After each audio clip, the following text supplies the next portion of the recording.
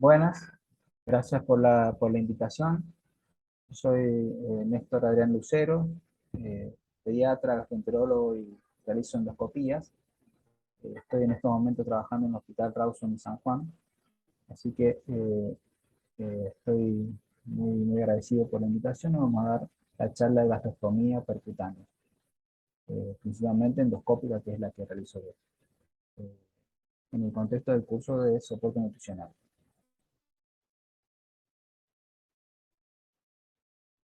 Bueno, el objetivo de la charla es conocer las indicaciones y seleccionar adecuadamente los pacientes que se beneficiarían de la colocación de una gastrectomía, identificar las potenciales contraindicaciones y complicaciones relacionadas con el procedimiento, qué estudios solicitar previo al procedimiento, y conocer el manejo post-procedimiento y los cuidados de la gastrectomía endoscópica percutánea. Primero que nada, saber que esto se está cada vez más hablando de trabajo multidisciplinario. No podemos solamente focalizarlo solamente en un tipo de terapéutica o un manejo aislado, sino que es un manejo conjunto y un seguimiento a corto y a largo plazo. En este seguimiento intervienen gastroenterólogos, cirujanos, psicólogos, nutricionistas, fonoaudiólogos, enfermeras, trabajadoras sociales. Como vemos en la imagen de la derecha, es todo un conjunto donde cada uno participa colocando, en este caso, un color donde va a llevar a que haya un mayor éxito terapéutico y no solamente un éxito terapéutico aislado, ¿no? Ya vamos a ver cómo estamos nosotros, ya después les cuento si quieren, cómo estamos nosotros tratando de organizarnos con respecto a este equipo multidisciplinario y qué talleres estamos realizando para que los padres puedan empezar a adaptarse mejor a este tipo de alimentación. La gastrostomía endoscópica percutánea consiste en la inserción de la sonda de larga duración a través de la pared abdominal a la cámara gástrica, como vemos en la imagen de la derecha. Eh, esta se hace por un control endoscópico. Como ustedes saben, el endoscopio es tiene una forma de una manguera donde uno introduce con una luz. Esa luz en la cara anterior del estómago la ilumina, y cuando ilumina logra ver directamente a través de la piel dónde hay que hacer la inserción, y en el lugar donde se hace la inserción es donde se coloca la gastrectomía. Generalmente en un principio queda con sonda y después a posterior se programa el botón gas. Eh, También esta sonda de gastrectomía es para mantener una nutrición enteral, principalmente en pacientes que no pueden alimentarse por vía oral y que requieren un soporte nutricional a largo plazo. ¿Cuáles son las indicaciones? Bueno, acá las indicaciones pueden ser muy amplias, pero el gran volumen de pacientes está en aquellos que tienen una disminución de la capacidad de la ingesta debido a procesos neurológicos, produciendo disfagia. Estos pacientes generalmente son encefalopatías posanoxia o pueden ser por traumatismo craneales. También dentro de este tipo de pacientes puede haber enfermedades de la cavidad orofaringea, ya sea por quemaduras o traumatismos, enfermedades del esófago, aquellas fístulas o estenosis, ya sea cáustica, que pueden llegar a producir dificultad en la alimentación. No solamente en pacientes neurológicos, sino también pacientes que pueden llegar a tener requerimientos nutricionales aumentados, como ser aquellos que tengan un politrauma, grandes quemados o fibrosis quística. También se llama un grupo misceláneos, que son aquellos que pueden llegar a tener una enfermedad cardíaca congénita, una insuficiencia renal crónica, metabolopatías congénitas, o epidemiolisis bullosa de tipo distrófica que afectan el esófago. Son indicaciones también de gastrectomía. No solamente en patologías crónicas, sino también en algunas enfermedades agudas, como aquellas que puedan requerir un soporte nutricional, que necesiten un soporte nutricional mayor a 3 a 4 semanas y que tengan las características de que sean potencialmente recuperables. O aquellas insuficiencias respiratorias que precisan traqueostomías e intubación por periodos prolongados. Estas dos últimas, generalmente hay que entender que la gastrostomía no es un concepto de que sea para siempre, sino muchas veces en estos pacientes se puede retirar el ostoma sin ninguna dificultad. Eso también tiene que quedar claro para los cuidadores cuando uno le explica en primera instancia. Dentro de las contraindicaciones que también tenemos que tener en cuenta para explicar al cuidador o al mismo paciente con respecto a la gastrotomía, eh, aquellas contraindicaciones son, por ejemplo, la pared gástrica anterior ulcerada, los trastornos de coagulación o hemorragia que deben corregirse antes de la gastrotomía, que se pueden corregir, aquellas cirugías abdominales previas que pueden llegar a tener adherencia y puede cambiar la posición del órgano. Esto puede ser una complicación relativa para la colocación de una gastrostomía por vía endoscópica. Y la citis masiva, que todos estos casos deben estudiarse aisladamente. Dentro de las contraindicaciones también existen pacientes con hipertensión portal, que tienen también un mayor riesgo, ya que pueden llegar a producir una derivación eh, portosistémica de novo, y pueden desarrollarse varices, periostoma. También está en la derivación ventrículo-peritoneal, muy frecuentemente en pacientes neurológicos, que causa dificultad también para la inserción de la gastrostomía endoscópica, por lo cual muchas veces en estos casos se debe también hacer una colocación por laparoscopía, que es lo que sugiere la bibliografía. La cisposcoliosis de moderada a grave, también muy frecuente en pacientes neurológicos, donde puede también alterar la posición de los órganos y poder dejar el estómago localizado en lugar intratorácico, por lo cual es mucho más dificultoso para colocar la por vía endoscópica. La insuficiencia renal que requiere diálisis peritoneal, o la microgástrica con overgram, hernia hiato, también es una contraindicación también relativa, por lo cual quedan solamente muy pocas contraindicaciones absolutas que las guías pediátricas más que todo mencionan estas tres, que son coagulopatía incorregible, que vemos que pueden tener un RIN alterado, unas plaquetas, un dientrotromboplastina prolongados. Este tipo de pacientes hay que, no, son contraindicaciones que no pueden realizarse ni por vía endoscópica ni por vía quirúrgica. Cuando hay una interposición muy importante de un órgano, ya sea por el hígado o el colon, o cuando hay una infección, como sea una peritonitis, es una contraindicación absoluta. Bueno, saliendo un poco de las contraindicaciones y viendo lo que uno por ahí maneja a diario, que sería el manejo post-colocación de la gastrostomía, lo que más que todo dos conceptos que quería que queden claros, que son cuándo empezar la alimentación, luego de la colocación, y las guías hablan de 3 horas. Eh, la alimentación, principalmente uno empieza con líquidos. Lo que tenemos que tener puntualmente claro que cuando uno empieza alimentación, como cualquier otro procedimiento quirúrgico, primero tenemos que estar seguros de que haya ruidos hidroaéreos, y que no haya ningún síntoma como para estar con la seguridad que podemos empezar. Se empieza generalmente con líquidos claros y se va progresando con otros líquidos como ser la leche.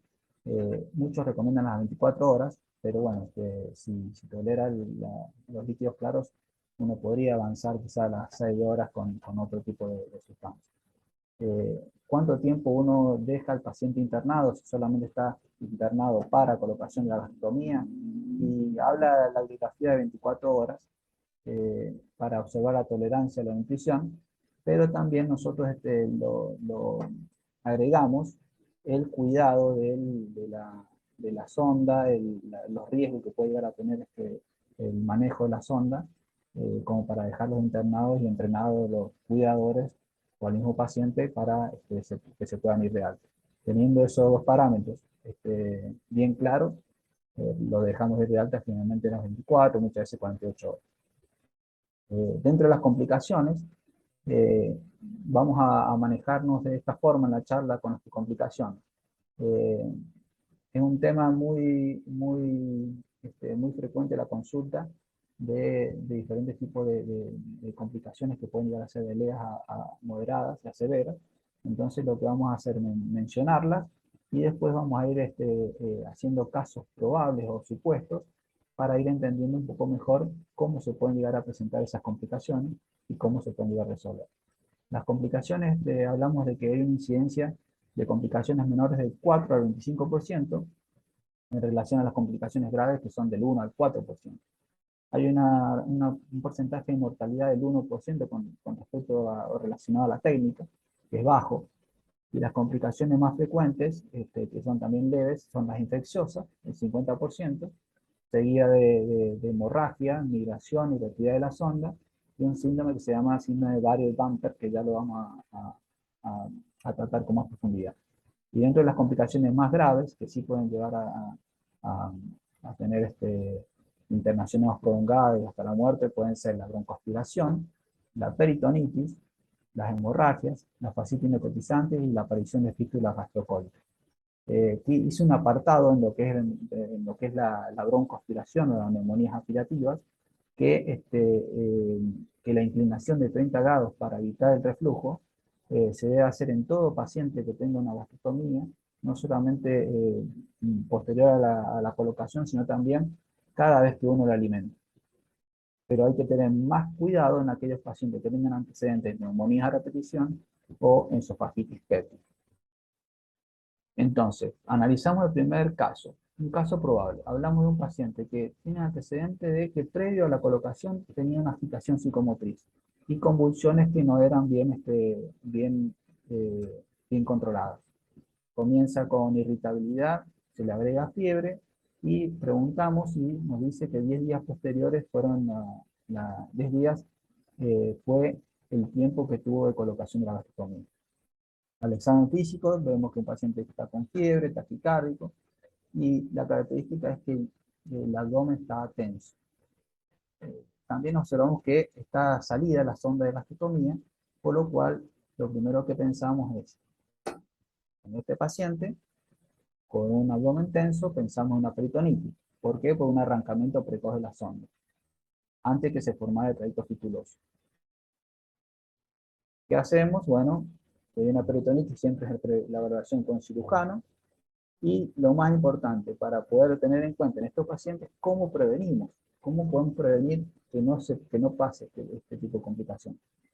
Primero, que todo paciente que venga, que sea de por sí, que se mueva mucho, que sea muy agitado, que tenga problemas a nivel convulsivos muy seguidos, tenemos que tener cuidado con el tema de cómo dejamos la sonda y tenemos que taparla bien. Muchas veces uno le sugiere hasta que haga a los mismos papás que puedan poner una faja, y tratando de evitar cualquier infección, pero siempre evitando que la sonda quede suelta, principalmente cuando el paciente presente alguna convulsión o cuando el paciente se pueda movilizar, cuando el paciente se tenga que movilizar. Dentro de las complicaciones, bueno, hablamos de la peritonitis, que ocurre en 0 a 1.2%, está relacionada con el momento de la colocación, o provocada por el arrancamiento precoz de la sonda, antes que se forme el trayecto fistuloso, que el trayecto fistuloso se forma principalmente entre los 14 a los 20 días. Es importante no confundir la presencia del neumoperitoneo con peritonitis. Acordémonos que el neumoperitoneo puede llegar en un paciente asintomático, tener neumoperitoneo inmediatamente posterior a la colocación, y uno generalmente lo espera hasta 3 días, dice la bibliografía, y muchas veces se termina resolviendo. Mientras que no se agregue ningún síntoma de distensión, de vómitos o de fiebre, ¿no?, que puedan llegar a complicar ese nuevo peritoneo. Por eso que hay que diferenciarlo muy bien de la peritonitis. Otro caso, melena y descenso del hematocrito. ¿Cuánto tiempo? 3 días posterior a la colocación de la gastrostomía. Obviamente el paciente con melena sabemos que va a tener una hemorragia, entonces lo primero que nos preguntamos, ¿qué hacemos? Entonces acá hay dos tipos de pacientes. Un paciente que sea una hemorragia puede llegar a tener un sangrado leve, entonces si es un sangrado leve, que no es este caso, aflojamos el tope externo de la gastrostomía y con eso muchas veces suele ser suficiente para evitar un sangrado mayor. Y en otro caso, el caso de que el paciente tenga un sangrado mayor porque desciende el hematocrito o porque hay una alteración hemodinámica, se hace la endoscopia para confirmar el diagnóstico y se puede realizar terapia. Entonces, ¿cómo prevenimos? Durante la colocación de la técnica de gastrostomía, se trate de aspirar siempre para evitar que cuando uno haga la incisión, la realice en algún vaso de ganga libre, es una forma de prevenir, y la otra forma de prevenir siempre dejando 1 o 2 centímetros el tope externo de la piel, para evitar mayor tracción. que vamos a ver que evita muchas complicaciones, dejar 1 o 2 centímetros de tope externo. Acá vemos que las complicaciones de la hemorragia es poco frecuente, principalmente la severa, y se relaciona generalmente a una formación de la úlcera en el lugar del gastrostoma, debido a un exceso de tracción, o sea, que esté muy apretado si la tracción. Vemos la imagen de la izquierda, es el tope interno, creo que se queden con esa imagen del tope interno, cómo se ve a nivel endoscópico, eh, porque verdaderamente es lo que nosotros vemos comúnmente, pero hay veces que ustedes no tienen la posibilidad de verlo internamente. Y vemos que las imágenes de la derecha, la úlcera que se forma debajo de ese tope interno, por la tracción, puede ser muy grave. En este caso fue un caso donde hubo una sospecha de que hubo una arteria involucrada, por eso hubo un sangrado masivo, pero generalmente no suelen ser hemorragias severas las complicaciones. Otro caso, de un caso donde se presenta con fiebre, dolor, celulitis, edema en la piel y una característica de una crepitación. Estos son 10 días posterior a la colocación de la gastrostomía. Tenía la característica de que un paciente con malnutrición crónica. Entonces, ¿qué pensamos frente a este paciente que tiene 10 días de colocada la gastrostomía, con todo este cuadro? Pensamos principalmente por su crepitación en que no tenga una fascitis necrotizante. Este sí es una de las complicaciones más severas, por lo cual también se actúa en forma invasiva. Normalmente en este paciente sí se debe hacer un desligamiento quirúrgico porque puede ser de mucha gravedad si lo dejamos progresar. ¿Cómo hacemos para prevenir este tipo de complicaciones? Volvemos a lo mismo, mantener 1 o 2 centímetros de distancia del tenedor externo en la piel. Esto es muy importante para todos aquellos que hacen también, que son médicos internistas, saber que la gastrostomía debe hacerse gastrostomía endoscópica. Es uno de los únicos procedimientos endoscópicos que necesita o requiere antibiótico profilaxis. Por lo cual este antibiótico profilaxis se coloca media hora, 1 hora antes, evita muchas veces complicaciones como infección. Y otra cosa importante es el tema del enjuague de la cavidad oral con soluciones antisépticas. Esto también es lo que uno sugiere a los pacientes cuando decidimos hacer la gastrostomía, que empiecen a tener una buena limpieza bucal para evitar infecciones que se trasladen de la boca hacia la zona de la incisión, por lo cual ya esa es una recomendación básica. Y las otras son para evitar otra complicación infecciosa, obviamente tener una buena esterilización quirúrgica y evitar incisiones que sean muy pequeñas, ¿no? Eso ya es más para la parte técnica. Por lo cual, hablamos de fascitis necrotizante, que es infrecuente, pero es una complicación grave. Y que no si no se diagnostica puede tener una alta mortalidad. Puede aparecer a los 4 o 14 días de intervención y se ha visto puntualmente en pacientes malnutridos, se ha visto en pacientes con enfermedades cardíacas o pacientes con sobrepeso mórbido. Este tipo de pacientes, asociados muchas veces a pacientes diabéticos, son los que más pueden llegar a producir una fascitis necrotizante. Como habíamos dicho, una recomendación es mantener el tope externo no muy apretado puntualmente en estos pacientes más.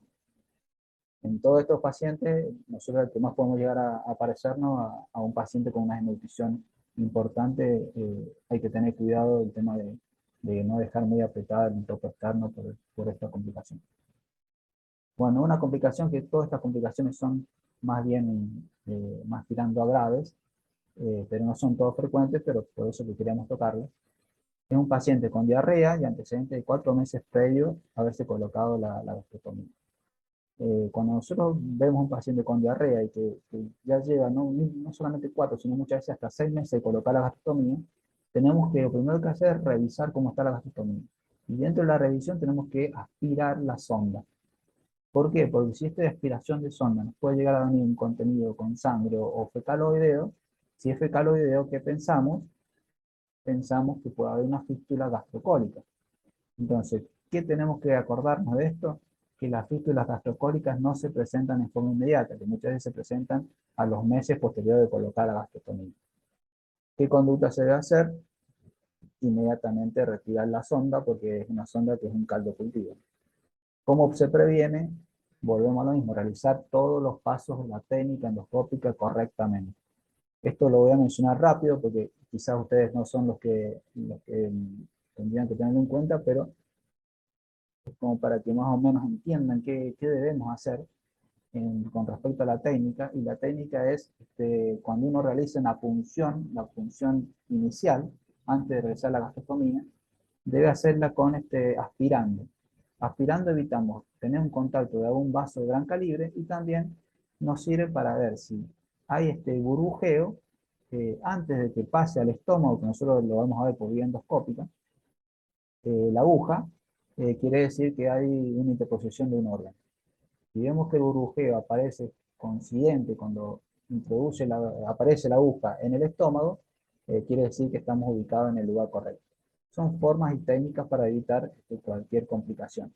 Otra forma es estar seguros de que vamos a incidir en la zona de mayor transiluminación por el endoscopio, ¿no?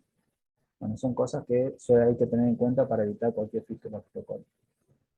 La fístula gastrocólica es poco frecuente, 0,5%, también grave, debido a una divertida interposición del colon entre el estómago y la pared abdominal. Esto es lo más importante, que no se detecta hasta meses después de la colocación de la gastrostomía, y generalmente muchas veces se puede asociar a cuando se está por hacer el primer recambio de sonda. Esto como para mencionar, porque creo que no lo hablo mucho después, el recambio de la sonda es otra pregunta que nos hacemos muy frecuentemente. ¿Cuándo hay que hacerla? Uno primero deja la sonda de gastrostomía y después viene el botón. Entonces los familiares y muchos profesionales dicen, bueno, ¿cuándo tendría que ir el botón? El botón, la sonda puede llegar a tener una duración, si está bien cuidada, hasta de 1 año. Pero las guías recomiendan que 4 a 6 meses tenemos que ya empezar a ver la posibilidad de recambio. Entonces nosotros puntualmente lo que hacemos en nuestro hospital es a los 6 meses ya empezar a plantear la colocación del botón, y a los 6 meses empezamos a hacer todo el trámite para que pueda conseguir el botón. Entonces generalmente lo estamos recambiando a los 7, 8 meses. ¿Por qué lo recambiamos en ese tiempo? Porque muchas veces el tope tenemos que estar seguros, porque a los 4 o 6 meses el paciente empieza a aumentar de peso. Y obviamente cuando empieza a aumentar de peso, el celular subcutáneo también aumenta y eso hace que el tope quede muy, muy ajustado, y conseguirle una sonda muy pronto muchas veces hace que el paciente en ese aumento de peso nos haga que no le consigamos el tope correcto, el tamaño correcto, no sé si se entiende. Entonces esa es una de las causas. Y la otra causa es porque verdaderamente la sonda es muy útil y a veces hasta pasa mejor el contenido que el mismo botón, pero bueno, son experiencias propias. Creo que lo recomendable es a los 6 meses el recambio de botón por sonda, ¿no? Para que quede el concepto claro. Bueno, ahora volviendo a la complicación de fístula. Se manifiesta con diarrea o por aspiración de contenido fecal por la sonda, como hemos dicho, y normalmente con la retirada de la sonda solucionamos el problema. Creo que esto es lo que hemos visto en el mismo caso probable, caso presuntivo, ¿no? Bueno, este es otro caso probable. Son casos probables porque son casos quizás no tan reales, pero bueno, por ahí que pueden llegarse a presentar. Una fuga de nutrición enteral a las 6 semanas de colocación de la gastrostomía. Por eso consulta la madre, que refiero a la madre o el familiar, que venía pasando bien, pero de repente empieza a salir contenido. ¿Qué es lo que tenemos que hacer inmediatamente? Bueno, fijarnos cómo está la sonda. En este caso, había una incapacidad para empujar la sonda hacia el estómago, como que estaba trabada, y cuando nosotros tocamos en las flechas negras, notamos un abultamiento. En la flecha roja se ve que hay aumento de la secreción, y cuando nosotros realizamos la endoscopía, como habíamos dicho en el tope, como habíamos visto en el tope interno, como se veía a nivel endoscópico, que yo les había mostrado con el caso de la hemorragia, acá vemos que en la imagen de la izquierda abajo, la imagen de la flecha verde, vemos que el tope interno no se ve, solamente se ve el orificio. Quiere decir que el tope interno se ha introducido en el celular subcutáneo. Entonces, ¿qué pensamos? En una de las complicaciones más renombradas, que es la encarceración subcutánea o llamada Barrett Bumper. ¿Qué hacemos frente a esa complicación? Bueno, primero que nada, retirar la sonda para evitar peritonitis o fascitis necrotizante. Y bueno, y la forma de prevenirla es lo mismo que venimos hablando de antes. Una de las formas de prevenir es dejar 1 o 2 centímetros para que el tope externo no esté tan ajustado, y la otra es la forma de prevenir es cada vez que el paciente alimenta cada vez que el familiar alimenta al paciente, introducir 1 centímetro de la sonda y rotarla por lo menos 180 grados, o rotarla como para que esté floja, y si nosotros vemos que no está floja y está muy dura, sospechar que no esté tironeada, ¿no? Esa sería la forma de prevenir. Bueno, lo que venimos hablando, lo repetimos, es una encarcelación subcutánea en el tracto fistuloso con el del tope interno de la sonda debido a una excesiva tracción. Muchas veces ocasionada por el aumento progresivo de peso, ¿no? El grosor de la pared abdominal. Es una complicación tardía, pero que puede presentarse de la tercera semana de la colocación de la sonda. ¿Qué hay que hacer? Basta retirar la sonda, traccionándola y recambiándola. Se debe hacer lo antes posible para evitar cualquier otra complicación mayor, como hemos dicho, como peritonitis o fascitis necrotizante. Otro caso más frecuente, pero esto lo vamos a ver como más comúnmente, es la infección de la piel. Entonces viene el paciente, vemos que hay un edema, un aumento de la turgencia en la zona, y aumento de la coloración con temperatura, y lo que tenemos que hacer, como ahí sí es un manejo muy clínico, un antibiótico dirigido según antibiograma, dice acá, pero bueno, la mayoría de veces hacemos antibióticos sin antibiograma. Pero lo más importante es mantener una buena limpieza de la herida y, si es preciso, ampliar la incisión en caso que sospechemos que haya contenido o que haya un absceso. Entonces, tratando de simplificar todas las complicaciones leves, que serían las más frecuentes y las que más vamos a ver, habíamos dicho la infección de la herida, la más frecuente. Lo que más quiero que les quede claro, que la infección de la herida se da generalmente por gérmenes no solamente de la piel, como estafilococos, sino muchas veces por gérmenes que colonizan la faringe de los enfermos. Por eso volvemos a repetir, la limpieza bucal es fundamental para evitar este tipo de complicaciones. Otros hablan de lubricar un poco la sonda con una pomada antibiótica para evitar complicaciones, pero el tratamiento finalmente es médico con antibióticos y disminuyendo la presión entre los retenedores de la sonda. Como habíamos dicho antes, si se decide un derivamiento quirúrgico cuando sospechamos que hay un contenido como una celulitis o un absceso. Esta es una de las complicaciones también que se ve muy frecuente, que quiero que la miren bien, porque muchas veces uno habla de granuloma y no sabemos a qué estamos hablando de granuloma. Esto es un granuloma, esta imagen es de granuloma. Son como eh, ese reboro de que suele salir congestivo de la piel mucosa, que hace que muchas veces puede llegar a sangrar más fácilmente, que puede llegar a también colonizarse más fácilmente, y que es muy frecuente la consulta del paciente por este tipo de problemas. No solamente con un botón, como en este caso, sino también con está colocada la sonda. Esta formación de granuloma, ¿cómo se debe tratar? Principalmente debe tratarse con antibiótico terapia tópica, con esteroides tópicos o nitrato de plata. Esas son las opciones de tratamiento. Generalmente la migración de la sonda, otra complicación leve que también es frecuente, sobre todo la retirada externa, que es una muy frecuente consulta por urgencia. Vamos a ver cómo se va haciendo todo. Bueno, nos adelantamos en realidad, porque este es el siguiente caso, de un paciente justamente por guardia, que lo vemos muy comúnmente, que viene con un arrancamiento de la zona de la gastronomía percutánea a las 4 semanas de haber sido colocada. Entonces, primero, ¿qué hacemos en la guardia? ¿Qué hacemos con este paciente? Que tenemos la sonda en la mano y el orificio abierto. Tratar de colocar una sonda Foley de calibre similar, y luego de haber asegurado la colocación, otorgar el alta. Ya vamos a ver un video de lo que le mostramos a los pacientes, de qué hacer a los pacientes y a los cuidadores, y qué hacer frente a una salida accidental de la sonda o del botón. Bueno, ya lo vamos a ver al final como conclusión, para que tengamos en cuenta cómo manejarlo. Este mismo paciente consulta nuevamente, ya con la sonda Foley puesta, a las 6 semanas por cuadro de vómitos alimenticios, de 24 horas de evolución. Dentro de este paciente, la pregunta es, ¿qué diagnósticos diferenciales debemos tener en cuenta en este paciente? Entonces, como una complicación muy frecuente, ¿cuál es? Es la obstrucción del tracto de salida del estómago, por la misma migración de la sonda que hizo oclusión con el balón. Entonces, esta obstrucción también es muy frecuente y tenemos que empezar a pensarlo. Entonces, cuando viene un paciente con vómito y gastrostomía con Foley, y bueno, miremos cómo está la Foley, si está muy procesada, si no está muy procesada, vemos aunque sea muchas veces un poco de contraste a ver dónde está ubicada, pero hay que pensarlo, hay que pensar que puede haberse procesado la sonda y que está obstruyendo.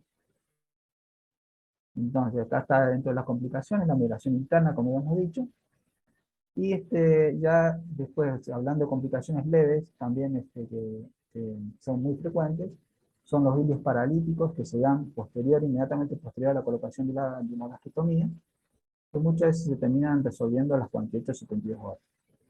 Puede haber un poco de fiebre en ese momento, dolor abdominal y formación de un hematoma en la pared abdominal que no causa mayor riesgo. Generalmente todas esas complicaciones son solamente el 1%.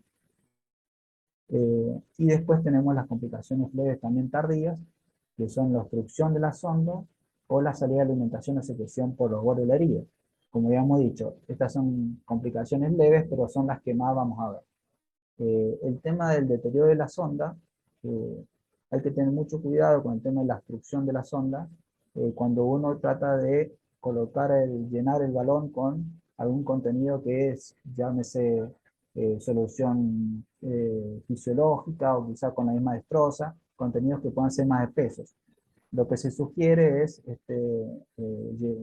llenar ese balón con agua destilada, ¿no? Para evitar el tema de que después se obstruya. Esta es una de las recomendaciones. Después otra cosa que puede llegar a ser el tema de ser muy corrosivo para la sonda, pueden ser lavarlo con agua oxigenada, hay que tener mucho cuidado, evitar el lavado oxigenado para lavar, y la vitamina C también lo mencionan como muy corrosivo para la sonda, ¿no? Cuando ya vemos que la zona está muy corrosionada y muy lesionada, obviamente que hay que recambiar. Bueno, el manejo post-procedimiento y cuidado gastrostomía endoscópica percutánea. Esto lo vamos a hacer rápido, lo voy a decir, porque en realidad es lo que le dejamos a los pacientes previo al procedimiento y que se lo lleven a la casa, como para que tengan en cuenta, porque son preguntas muy comunes. El tema del lavar, se recomienda lavados con al menos 20 mililitros de agua antes y después de pasar la nutrición por la sonda, para evitar que se obstruya. Otra cosa también, que la sonda y los anillos de retención deben limpiarse diariamente, se sugiere con hisopo o con gasa, y tratar de lavarlo con agua y jabón. Con agua y jabón, con manos limpias, ya estaría bien lavado. Lo que sí hay que tener muy en cuenta es dejar la zona lo más seca posible. Como habíamos dicho, evitar sustancias irritantes como peróxido de hidrógeno. Y lo otro importante, las tapas que deben permanecer cerradas cuando el tubo no se esté usando. Otra cosa con el tema de las tapas, también sugería a los padres que la manejen muy cuidadosamente porque suelen romperse con facilidad. Eh, el tubo, como habíamos dicho, debe girarse diariamente en sentido horario y antihorario. Acá faltaría decir que se debe introducir 1 centímetro también y después girar, eh, para, para no solamente evitar el enterramiento que hemos dicho de la complicación, sino también para mantener la zona, observar toda la zona, a ver que no haya ninguna complicación. Ver el tema de si no hay drenaje de secreciones. Del tema de drenaje de secreciones, hay que avisarle a los padres que puede llegar a durar hasta 7 o 10 días después de colocada la sonda, puede seguir secretando un poco, puede haber secreciones, quizás normales, y después de ese tiempo empieza a mejorar. Muchas veces la gente pregunta cómo bañar al paciente. Bueno, hay que tener cuidado la primera semana, cuidar la zona y proteger la gastrostomía cuando uno oficialmente lo baña, cuando lo ducha, ¿no? La nutrición enteral se va a administrar por jeringa o bomba de alimentación. Y como habíamos dicho, cada vez que lo alimentamos, la posición de 30 grados durante al menos 1 hora para facilitar el vaciamiento, ¿no? Esto para todo tipo de sonda de gastrostomía. Otra cosa es lavar a través de la sonda con al menos 50 mililitros de agua, y si recibe nutrición continua, hay que tener en cuenta que se tendría que lavar cada 4 o 6 horas. Son todas recomendaciones que son útiles para muchos, para mí también, ¿no? Los medicamentos líquidos pueden administrarse directamente a través de la sonda, y el resto de medicamentos deben administrarse por separado, siempre con contenido de 5 a 30 mililitros de agua. Son todas recomendaciones que le dejamos a los padres. Bueno, ahora, para finalizar y concluir todo lo que venimos hablando, Ya sabemos qué pacientes son los que te deberían indicarse una gastrectomía. Entonces, primero que nada, enfermedades crónicas, con pacientes con dilución insegura, que bueno, habíamos dicho que era el mayor porcentaje de pacientes. Aquellos pacientes que se provee un soporte nutricional no oral por más de 3 a 6 semanas, habíamos dicho aquellos pacientes crónicos que están en las terapias, intubados por X causa o por contrastectomía, con politraumas, pero sabemos que no se han alimentado por 3 a 6 semanas, también está indicado. Aquellos requerimientos nutricionales aumentados, como ser, eh, habíamos dicho, quemados, politraumas, fibrosis quística, o aquellas misceláneas como una cariopatía congénita, pueden llegar a tener necesidad de una gastrostomía. También otra vía que no tiene que ver con muchas veces la nutrición, la gastrostomía no solamente sirve para pasaje de alimentos, sino también como otra vía de terapéutica muchas veces.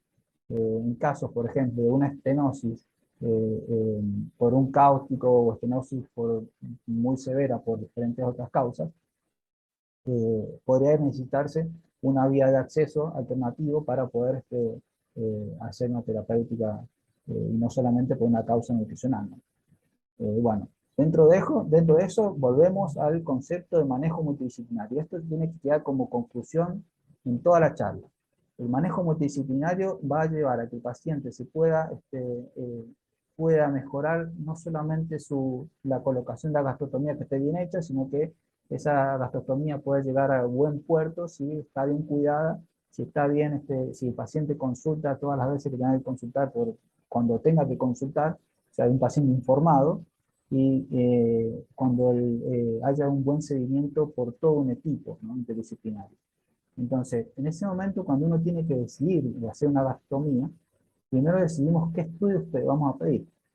En eso ahí también intervenimos mucho, cada uno de las especialidades. Entonces uno pregunta, ¿cuándo hacemos una seriada? A todos los pacientes, y principalmente pues, hacemos la seriada a aquellos pacientes que sospechemos que pueda tener una alteración anatómica del estómago.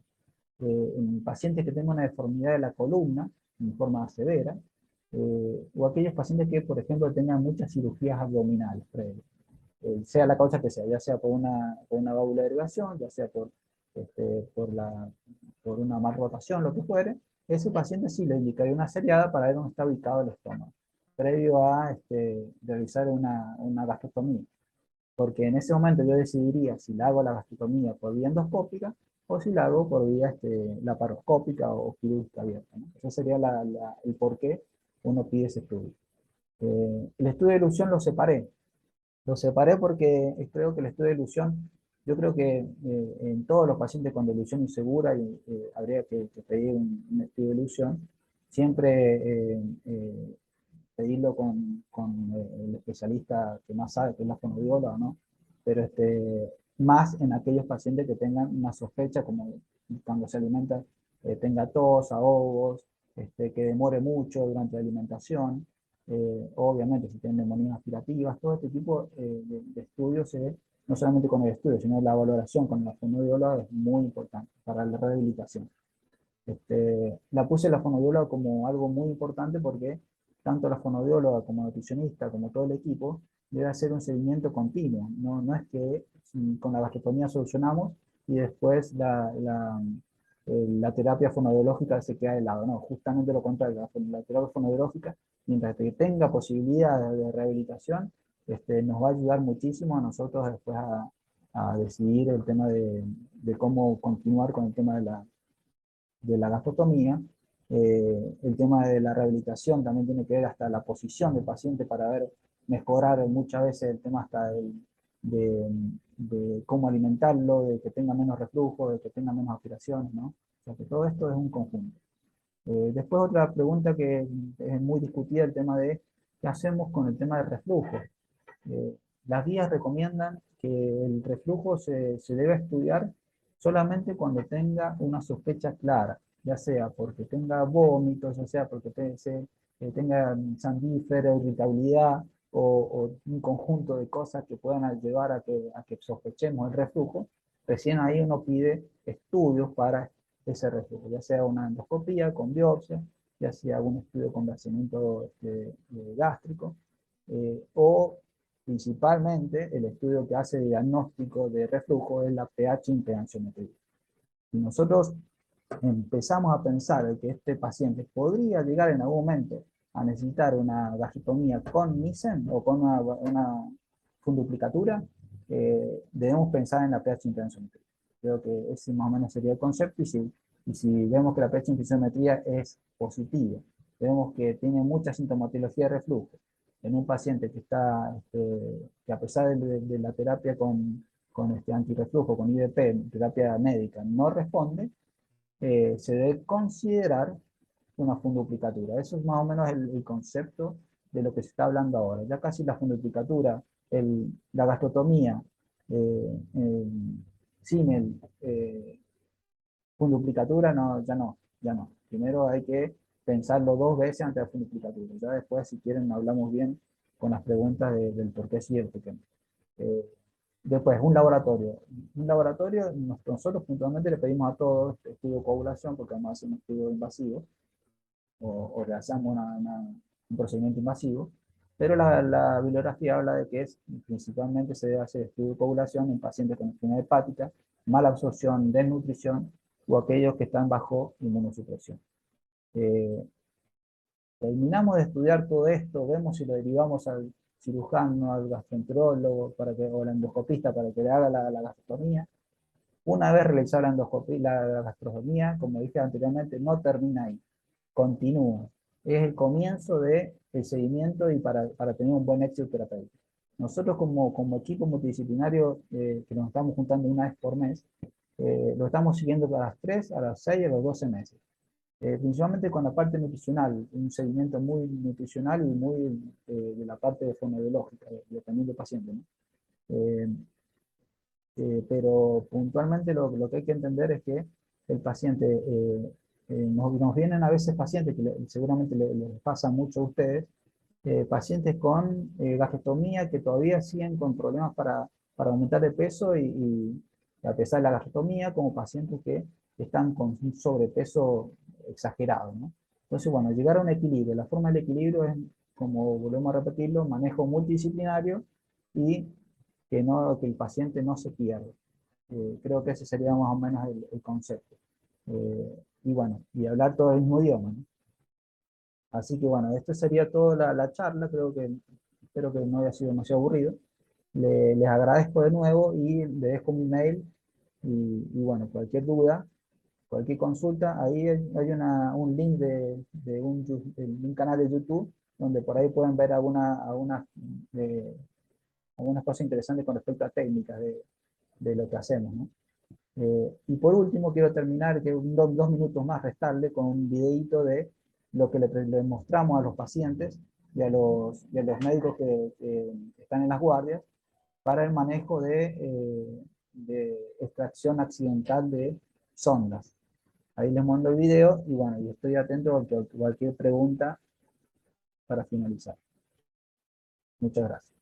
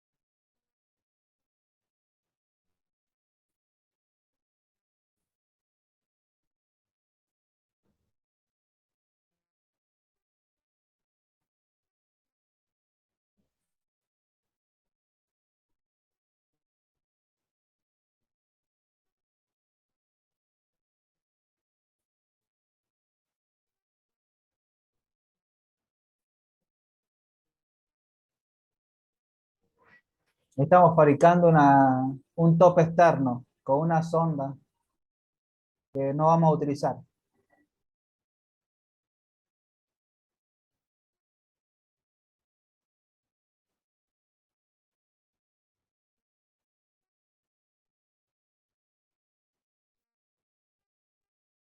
Ahí tenemos que la sonda, la región periostoma, tenemos que ponerle mucha lidocaína en gel para evitar cualquier dolor en el paciente.